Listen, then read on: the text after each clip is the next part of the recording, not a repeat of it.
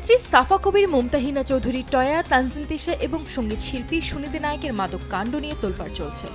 এই বিষয়ে নাম জড়িয়ে কটাক্ষের শিকার হয়েছেন ছোট পর্দার জনপ্রিয় অভিনেত্রী নুসরাত ইমরোজ তিশা। এবার সংবাদ মাধ্যমে মুখ খুললেন তিনি। গেল 17 অক্টোবর ডিএনসির সহকারী পরিচালক রাহুল সেনের নেতৃত্বে বিপুল পরিমাণ সীসা, এমডিএমএ, এলএসডি, কুশ ও বেশ কিছু মাদক সহ গ্রেফতার করেন নর্থ সাউথ বিশ্ববিদ্যালয়ের সাবেক শিক্ষার্থী অরিন্দম রায় দীপকে। ঘটনার রহস্যের জন্ম ঠিক তখনই। দীপের মোবাইল ফোনে কল লিস্ট ও হোয়াটসঅ্যাপ চ্যাটিংয়ে মেলে দেশের জনপ্রিয় কয়েকজন অভিনেত্রীর মাদক সম্পৃক্ততার তথ্য। এমনকি তাদের পক্ষ থেকে দেওয়া মাদকের অর্ডার সংক্রান্ত কয়েকটি সুনির্দিষ্ট হোয়াটসঅ্যাপ চ্যাটিং রেকর্ডও পাওয়া যায়। এরই মধ্যে গণমাধ্যমের সংবাদে ভাইরাল সেই স্ক্রিনশটগুলো। তবে এরই মাঝে মাদকদ্রব্য নিয়ন্ত্রণ অধিদপ্তরের যে কর্মকর্তার তদন্তের জালে এই চাঞ্চল্যকর তথ্য ফাঁস হয়েছিল, তাকে রহস্যজনকভাবে সরিয়ে দেওয়া হয়েছে। শুধু তাই নয়, এমন ঘটনায় এক উপদেষ্টার স্ত্রীর হুমকিও আলোচনার জন্ম দিয়েছিল।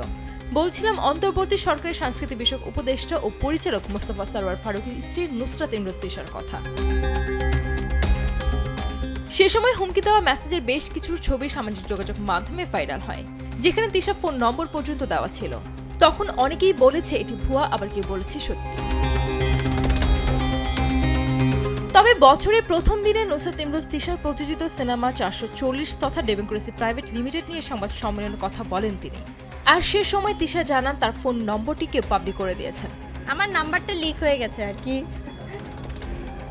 না আমি কি হয়েছে, সিনেমা রিলিজের পর কি হয়েছে না হয়েছে, কে কতটুকুন অভিমান করেছে, কে কতটুকুন কি বলেছে, এটা আসলে মাথায় ধরে রাখলে হবে না।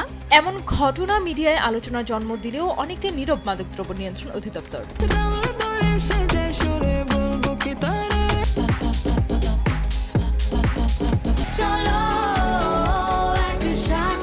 তবে হোয়াটসঅ্যাপ আর স্ন্যাপচ্যাটের তথ্যের সূত্র ধরেই বেরিয়ে আসছে আরও অনেকের নাম, যেখানে ফেসে যেতে পারে কয়েকজন অভিনেতাও।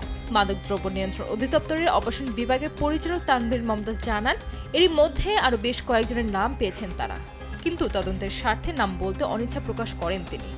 টোটাল বিষয়টা হচ্ছে ইনভেস্টিগেশন পর্যায়ে আছে। এই মুহূর্তে তো আসলে সব তথ্য দেওয়া যাবে না। আমরা এখন ইনভেস্টিগেশন পর্যায়ে আছে, এখন এগুলো দিলে যেতে হবে যে আমার কিছু তদন্তে ক্ষতি হবে। আমি আর একটু সময় নেই, হ্যাঁ আমরা গুছিয়ে তারপর বলবো ইনশাআল্লাহ।